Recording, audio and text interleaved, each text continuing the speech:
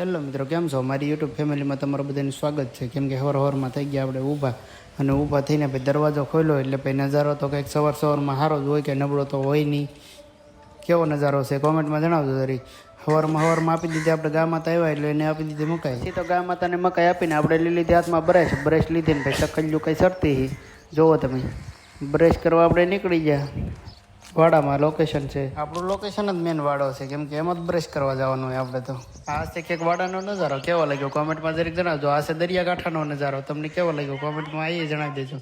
પછી તો ભાઈ આપણે બ્રશ કરી નાખીએ નીકળી જાય મોઢું ધોવા. મોઢું ધોયું પણ ભાઈ હાબુ વાળો બગડ્યો હતો એટલે તો હરખું સાફ કરવું જ પડે આપણે.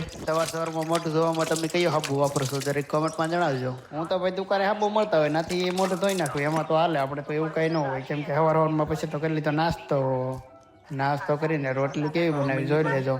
તમારે પણ આવી રોટલી બનતી તો કમેન્ટમાં જણાવજો. પછી આપણે ચકલીઓને આપી દીધી રોટલી કેમ કે ચકલીઓને રોટલી આપી દીધી એટલે ભાઈ સરવા તો થોડીક વારમાં આવવાની જ છે તો ખબર જ હતી. એક ચકલી આવી ગઈ સરવા, જો રોટલી ખાવા આવી ગઈ છે. બીજી ચકલીઓ તો ઘણી બધી છે પણ આવી નથી.